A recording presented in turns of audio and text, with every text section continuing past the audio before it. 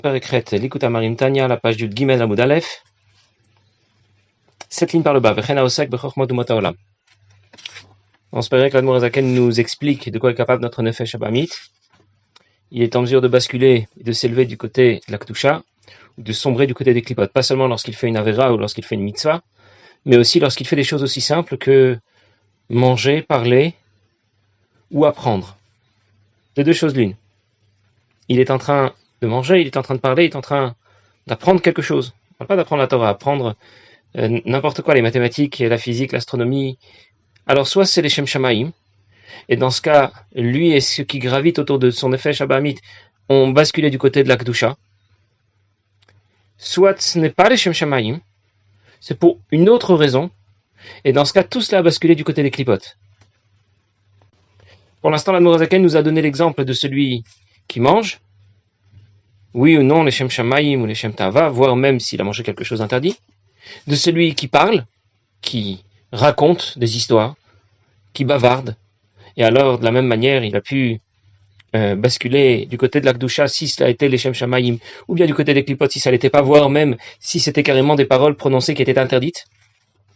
Et dans ces deux situations, les deux premiers exemples que donnait l'Admour Azaken dans le Perekret que nous avons déjà vu, eh bien cela a affecté soit le corps, lorsqu'il a mangé quelque chose, ou bien cela a affecté son nefesh, c'est-à-dire ses midot, parce que le nefesh est essentiellement constitué par ses midot, comme nous l'avons vu dans un pérec précédent. Et dans ce cas, il a affecté ses midot. Et pour cette raison, il faudra prévoir un processus pour éliminer l'impureté qui a soit intégré les cellules de son corps, ou qui a intégré les cellules de sa neshama. Nous avons parlé de kafakel, achibuta kever, de geinom. Et aujourd'hui, l'Admour Azaken va nous parler du dernier exemple qu'il voulait aborder, lorsque nous allons apprendre quelque chose. Alors, il ne s'agit pas bien sûr d'apprendre la Torah, mais d'apprendre chokhmot umot haolam, apprendre les sciences, la littérature, les idées que l'on enseigne dans toutes les facultés ou toutes les universités. Et alors, l'Admour Azaken déclare, celui qui va s'investir dans l'étude des sciences des autres nations, donc pas dans la Torah, eh bien, birklal dvarim betelim yechashev, l'inyanavon bitul Torah. C'est appelé les Dvarim Betelim par rapport à la Torah qu'il aurait pu étudier, comme c'est écrit dans l'Ilchot Talmud Torah, ça veut dire qu'à la base, étudier autre chose que la Torah, ça s'appelle s'occuper de Dvarim Betelim, s'occuper de paroles futiles, puisque la Torah nous dit Vedibar Tabam, tu en parleras chez toi en voyage, c'est-à-dire qu'il y a une obligation pour chaque juif d'étudier la Torah jour et nuit. Et donc, il faut vérifier s'il trouve un moment qui n'appartient ni au jour ni à la nuit, alors il peut les consacrer à autre chose. Mais s'il n'en trouve pas, si en dehors du nuit, de la nuit et du jour, il ne trouve pas d'autres moments, dans ce cas, eh bien, tous les moments qu'il a doivent être consacrés à l'étude de la Torah. Et si ce n'est pas le cas, eh bien, cela sera considéré comme s'être occupé de Dvarim Betelim. Et les Dvarim Betelim, nous en avions parlé la dernière fois. Nous avons expliqué de quelle manière purger notre nefesh lorsque nous avons dit des Dvarim Betelim. Plutôt que d'étudier la Torah, alors il sera nécessaire de passer par le processus qu'on a appelé Kafakela. Pour Bitul Torah, il y a un processus particulier et particulièrement grave que l'Admour Azaken nous a pas donné trop de détails, juste pour le fait de ne pas avoir étudié la Torah alors qu'on en avait l'occasion. Et le Geinom Shel Shelek dont on a parlé aussi, le Geinom de glace, de neige.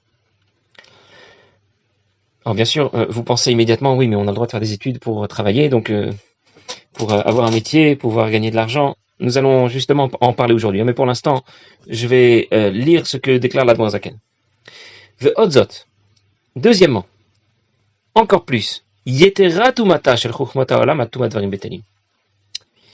La touma, l'impureté que va apporter l'étude des sciences profanes, sera encore plus importante que celle qu'apporte les dvarim betelim.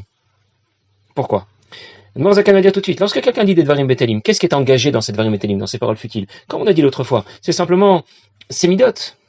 Ça veut dire, il a envie de parler de tout et de rien, alors il a beaucoup d'enthousiasme pour parler, je ne sais pas, de l'actualité, de la météo, de la guerre qui a eu lieu à tel ou tel endroit du monde, voilà, mais cela n'oblige pas son intellect, son intelligence à s'y investir. On parle, on papote, on bavarde, avec beaucoup de cœur, de flamme, mais le sechel n'y est pas. Donc, celui qui dit des Dvarim Betelim en général, qui dit simplement, qui bavarde, qui parle de tout et de rien, il a affecté ses midot. Mais celui qui a étudié les sciences profanes, lui a affecté son sechel, son esprit. Regardez dans les mots. Il n'a affecté que ses midot, ses sentiments. Ce qu'il aime, ce qu'il craint, ce qui va éveiller ses sentiments. Et ces sentiments ici, c'est Misad Ruach HaKadosh. Chez Benafsho Elokit, les midot appartiennent à ce qu'on appelle le niveau de Ruach. Vous savez, dans la division que l'on fait au sujet des différents niveaux de l'âme, on avait déjà évoqué cela, il y a Nefesh, Ruach, Neshama et puis Chaya Yechida qui nous intéresse moins pour l'instant. Nefesh, Ruach et Neshama sont en rapport avec, pour Nefesh, les Lvushim de la Neshama, pour Ruach, les Midot de la Neshama, et pour Neshama, le Sechel de la Neshama.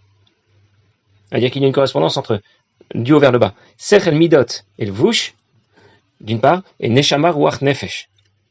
Donc lorsque quelqu'un dit des Dvarim Betelim, c'était pas les Shem Shamayim, juste pour le plaisir, pour le kiff de parler, de bavarder, de rigoler, passer un bon moment, brûler quelques heures à rien dire et à rien faire, eh bien il a affecté les midot de son nefesh. Betumat klipat noga, par l'impureté de klipat noga, chez Dvarim Betelim, qui appartiennent aux Dvarim Betelim, Abay Misad Haruach Harash, Beklipazo, Benafsho Abamit, qui appartiennent au même Yesod Haruach de son nefesh abamit. Ça veut dire que quand nous disons que son nefesh a été affecté par ces Dvarim Betelim, c'est son nefesh abamit, mais avec lui, son nefesh elokit, kidliel, comme on l'a vu plus haut, les deux sont liés. Mais sa tête a été préservée. Il n'y met pas toute sa tête. Quand on dit des Dvarim Betelim, on bavarde et on parle de tout et de rien, on ne fait pas un effort intellectuel. Et donc son esprit, son intelligence n'a pas été affectée.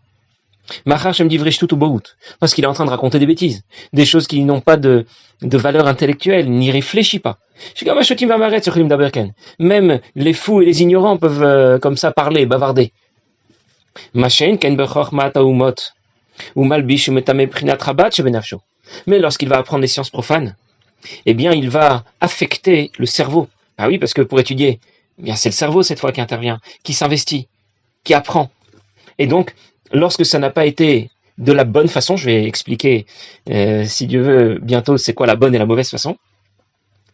En tout cas, si ça n'a pas été de la bonne façon, ça veut dire, on imagine déjà un peu, qu'il s'y est intéressé, ça lui plaît. Il apprend pas juste pour apprendre, il apprend vraiment parce que ça lui plaît. Alors dans ce cas, il a affecté son cerveau, le chabad, le sechel de son nefesh elokit. Pas seulement le cerveau c'est déjà la partie physique du corps. Le sechel, l'intellect de son âme divine, par la touma de Klipat Noga, qui est associée à ces sciences profanes. Chez Naflu Shama Bishvirat Akelim, les sciences profanes y sont tombées au moment de Shvirat Akelim. Et Prinat Achoreim Shel Chochma Dikdusha qui adore Yodechen, du côté, littéralement, je traduis et je vais expliquer tout ça si Dieu veut, du côté extérieur de Chochma Dikdusha, de la sagesse de la Torah, comme c'est bien connu de ceux qui apprennent la Kabbalah. Bon, il faut un peu faire le point au sujet de ces sciences profanes et se demander dans quelle mesure il est autorisé de les étudier et dans quelle mesure elles peuvent représenter un danger pour notre neshama. Déjà, on a compris qu'on n'est pas en train de parler ni du maasé, ni de nos midot, ni des levushim de l'âme, ni de ses midot, mais de son sechel. On est en train de parler de ce qui pourrait affecter ou ne pas affecter le sechel. Et donc, dans ce cas, on est en train de parler de quelque chose qui est relativement dangereux. Alors, vous imaginez, dans un accident de voiture, Chas Shalom, bon, si c'est les mains ou les pieds qui sont touchés, c'est embêtant. Si c'est déjà la partie centrale du corps, les organes un peu plus profonds, c'est un peu plus embêtant, mais quand c'est la tête, alors là, c'est là que c'est le plus grave. Et donc, on a compris que spirituellement aussi, si quelqu'un a mangé d'une façon inadéquate, on en a parlé il y a quelques shiurim, on a compris que ça a affecté son corps. C'est très embêtant. C'est encore plus embêtant quand il a parlé de façon inadéquate. Et dans ce cas, ça a affecté ses midot, les midot de son nefesh. On a compris. Là, nous sommes en train de parler de ce qu'il y a de plus grave. De l'éventualité d'affecter le cerveau. Je reprends, pas le cerveau, l'intellect de notre neshama. Et on a compris qu'il y avait donc là un danger majeur. Il faut donc bien savoir où est le danger, comment faire. Alors finalement, on peut étudier, on ne peut pas étudier. À la base, étudier les sciences profanes va venir affecter notre cerveau. Alors ici, la Noirzaken nous a dit que les sciences profanes dérivent de Prinat Achoraim. Pourquoi ? Parce qu'effectivement, toutes les sciences profanes vont se retrouver dans la Torah. Celui qui connaît parfaitement la Torah va y retrouver déjà, va connaître déjà tout ce qui correspond à ces sciences profanes. Sans même avoir besoin d'ouvrir le moindre livre, à travers la Torah, il saura déjà expliquer donner des informations que même les goyim ne seront pas en mesure de connaître. Hein, il y a cette histoire de ce monsieur qui est allé voir le Rabbi Maharash et qui lui a dit que les scientifiques venaient de faire une énorme découverte. Ils lui ont dit qu'il y avait une sorte de petit élément dans le cerveau qui allait basculer vers l'avant lorsqu'on penchait la tête vers l'avant, et qui allait augmenter nos capacités à approfondir notre réflexion, qui allait basculer vers l'arrière quand on allait pencher la tête en arrière, et qui allait augmenter nos capacités à mémoriser quelque chose. Et comme ça, les scientifiques avaient découvert quel était l'endroit exact qui faisait que, eh bien, quand on veut s'approfondir et réfléchir, on va pencher la tête en avant, alors que lorsqu'on veut se rappeler de quelque chose, on lève la tête en arrière. Alors le Rabbi Maharash a sorti des Kitveyad, je ne sais plus si c'était du Tzemar Tzedek, de l'Admour Zaken ou de l'Admour Emtsaï, enfin d'un des Rebbeim précédents, où c'était déjà écrit, alors que ça avait été écrit déjà quelques dizaines d'années auparavant. Alors ce monsieur qui a été venu rapporter ça au Rabbi Maharash lui a dit, alors le Rabbi était lui-même un très grand médecin. Il dit pas du tout.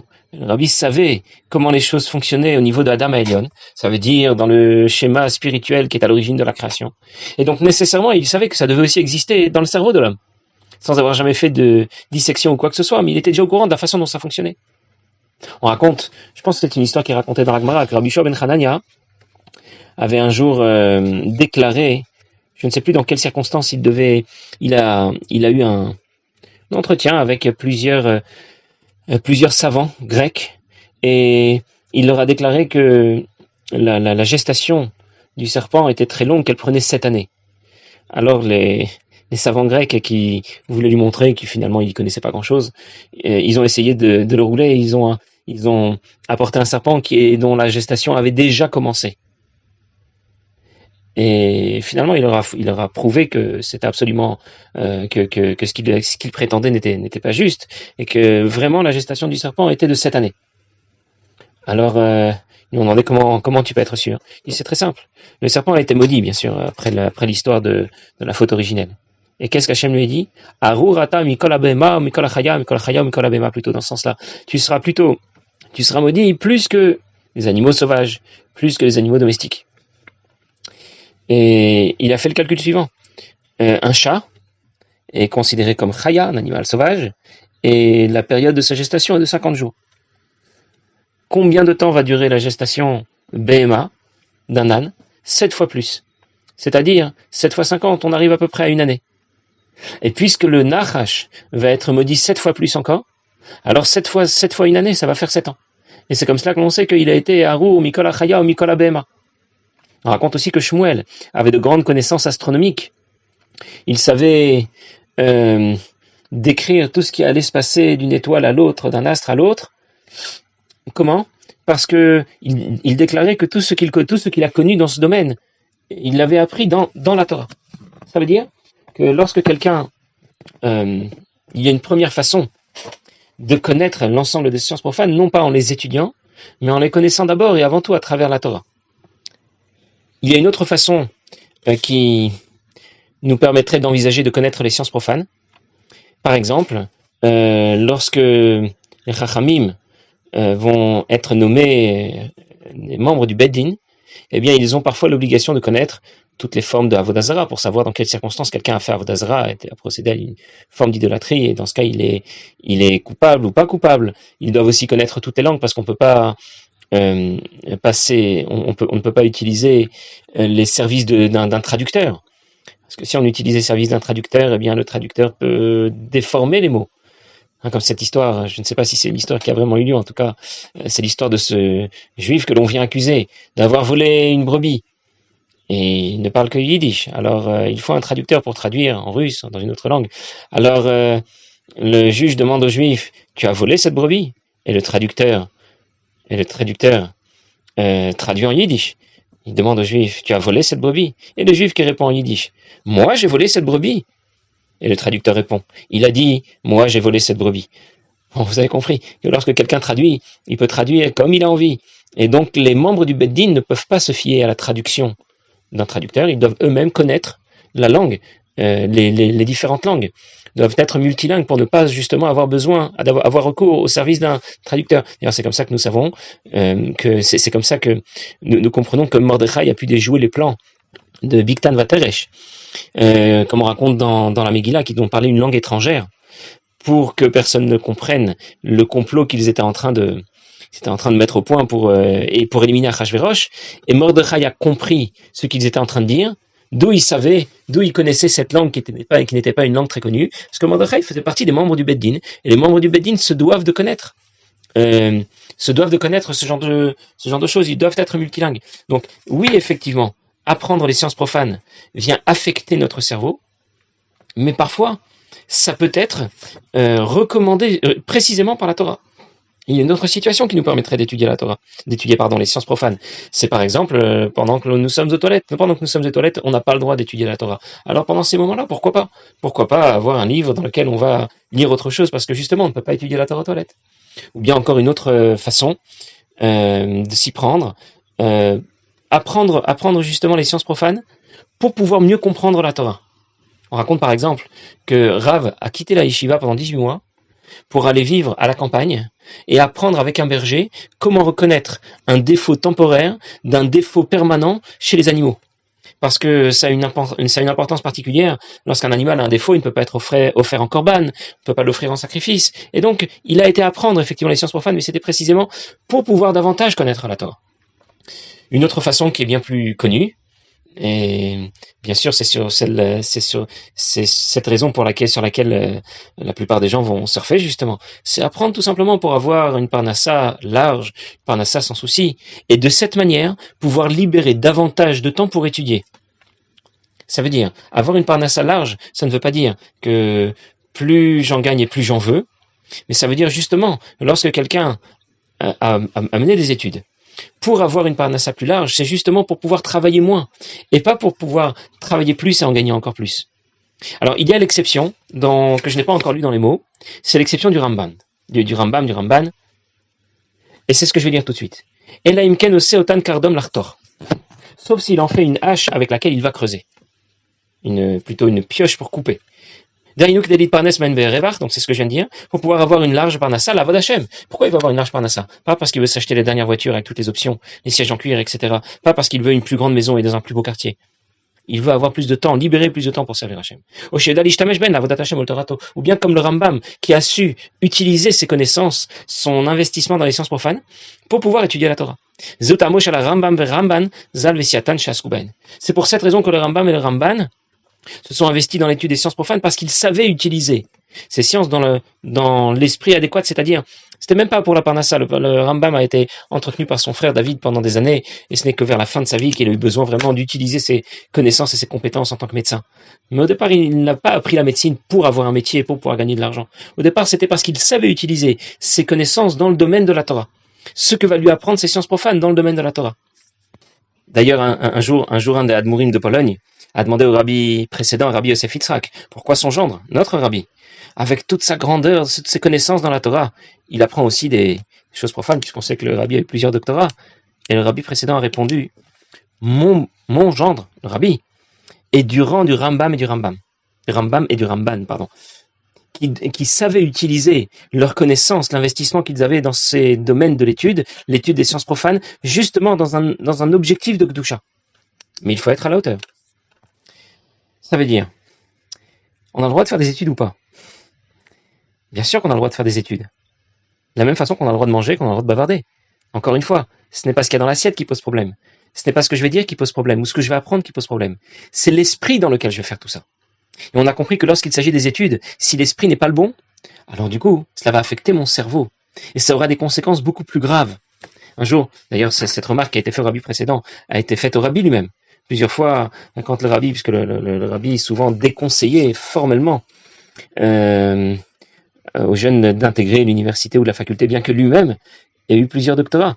Alors à certains qui lui posaient la question et qui avaient pas le courage, mais l'affront plutôt de lui dire clairement, il a répondu, c'était l'un des parents de ces étudiants à qui le rabbi avait vraiment formellement déconseillé de rejoindre l'université, et le père était venu voir le rabbi, il lui a dit, mais vous-même vous avez fait des études. Le rabbi a répondu, d'abord, Si vous entendez que quelqu'un a sauté du 6e étage et qu'il n'est pas mort, qu'il est resté en vie, ça ne veut pas dire que tout le monde est capable de sauter du 6e étage et de sauter et de rester en vie. Deuxièmement, justement, j'ai fait des études et je sais de quoi je parle. Si vous vous seriez adressé à quelqu'un d'autre qui ne sait pas de quoi il parle, il n'a jamais connu l'université et qu'il vous dit que c'est dangereux ou pas dangereux, vous n'êtes pas obligé de le croire, mais moi vous pouvez me croire, je sais ce que c'est. Et si je vous dis que c'est dangereux pour la neshama de votre fils, c'est que c'est vraiment dangereux. Un autre qui était venu l'interroger à ce sujet, le rabbi a répondu qu'effectivement, il avait étudié à l'université, mais qu'avant de s'inscrire à l'université, il avait d'abord terminé tous les chasses, les poskim, les rishonim, les acharonim, et que s'il voulait en faire de même, eh bien, il n'y avait pas de problème, il fallait d'abord qu'il étudie autant, et alors il serait en mesure d'y arriver. Il est aussi arrivé qu'une fois un barreau soit reçu en écriture par le rabbi. Et le rabbi lui a demandé, lui a formellement déconseillé de poursuivre ses études à l'université, plutôt rejoindre la yeshiva. Et ce jeune homme ne comprenait pas pourquoi. Il lui a dit, mais vous-même, vous avez étudié à Berlin, à Paris. Alors le rabbi lui a demandé de prendre une feuille et de faire un cercle. Bon, il a pris une feuille, il a fait un cercle. Évidemment, le cercle n'était pas régulier. Alors, il a dit d'essayer encore une fois, mais ça n'a toujours pas fonctionné. Ensuite, le rabbi lui a donné un compas. Il dit, maintenant, faites un cercle. Et là, bien sûr, le cercle était parfait. Alors il lui a dit, je voulais seulement vous montrer que lorsque votre point d'ancrage est bien fixe, lorsque votre point de repère est bien solide, alors ça va bien tourner. Les choses vont bien tourner. Mais si votre point d'ancrage n'est pas fixe, si vous n'êtes pas suffisamment solide, alors ça risque de dérailler et de ne pas aller dans la bonne direction. Pour conclure, le problème n'est pas tellement dans le fait de poursuivre ou pas des études. Le problème, c'est que il y a encore plus de chances quand on fait des études qu'on s'y intéresse. Voire qu'on s'intéresse à l'argent que l'on va gagner lorsque l'on va être diplômé et faire carrière. Le problème, c'est l'intérêt. Comme lorsque je mange. Le problème, c'est pas de manger. Le problème, c'est quand je kiffe. Quand je parle. Le problème, c'est pas de parler. Le problème, c'est quand ça me fait plaisir de parler. Eh bien, le problème dans les études, c'est le même. C'est pas un problème en soi de faire des études. De faire des études profanes, bien sûr, je parle. Le problème, c'est que ça risque de m'intéresser. Et lorsqu'il s'agit d'études, c'est encore plus dangereux que lorsqu'il s'agit de manger ou de parler. Parce que c'est encore plus intéressant. Combien d'étudiants vont apprendre au départ la médecine ou je ne sais quelle l'électronique ou l'informatique et au départ, bon, on apprend parce qu'il faut apprendre. Puis après, finalement, on trouve ça intéressant, c'est beau, c'est extraordinaire, c'est magnifique. Et voilà où est le danger. Lorsque ça commence à m'intéresser, lorsque je ne le fais pas simplement pour le métier. Vous comprenez que quelqu'un qui veut en faire un métier, il veut apprendre les sciences profanes parce qu'il veut en faire son métier. Très souvent, c'est pas seulement parce qu'il veut seulement gagner de l'argent. Il veut aussi avoir ce qu'on appelle une position sociale. Il n'est pas n'importe qui. Il veut pas être un simple cordonnier ou un simple menuisier. Il veut être docteur, il veut être ingénieur, quelque chose, avoir un statut valorisant. Et c'est ça qui pose problème. C'est pas le fait d'apprendre pour pouvoir avoir un métier et gagner de l'argent. Alors si quelqu'un est sûr de pouvoir y arriver, eh bien, la brioute, comme on dit, bien sûr, il peut s'engager et faire des études. Mais si quelqu'un risque de sombrer du côté des shelash klipot atmeot, alors il doit savoir que les effets ici seront terribles. Ils ne vont pas seulement affecter son corps ou les midot de son nefesh, ils vont affecter le sechel de son nefesh. Et comme j'ai dit tout à l'heure, lorsqu'un accident de voiture survient, chas de shalom, lorsque c'est la tête qui est touchée, eh bien c'est là que c'est plus grave. Il y a toute une réchima du rabbi au sujet de ce qu'on appelle Yavan, la Grèce, un yud, un vav et un nun. Comment les choses commencent, comment la descente commence. D'abord par un yud, après par un vav et après par un nun. D'abord par un yud, ça veut dire le sechel. Le yud représente la première idée que l'on peut avoir, chorma. Ensuite le vav qui représente les midot. Et ensuite le nun qui est dirigé vers le bas et qui représente le maasé. Ça veut dire que quel est le processus qui fait que quelqu'un va dégringoler? C'est d'abord lorsqu'il va étudier, s'intéresser, son intellect va s'intéresser à d'autres domaines. Ensuite vont suivre les midot. Ben, si il les a étudiés, il va être passionné par cela, et finalement, ça va avoir un impact sur son action. Alors, on a le droit de manger, on a le droit de parler, on a le droit de faire des études ou pas. Ça dépend de toi. Ça dépend dans quel esprit tu le fais, et si tu penses que tu risques de glisser, alors sache qu'il y a devant toi un danger. Voilà, avec le Père Akret s'achèvent les prakim qui nous faisaient la description de notre Nefesh Abahamit et de notre Nefesh Elokit. Nous avons fait un simple état des lieux pour l'instant. À partir du Père Ektet, nous allons parler de leur opposition et de la façon dont ils luttent l'un contre l'autre pour pouvoir prendre le contrôle du corps. Une bonne journée à tous.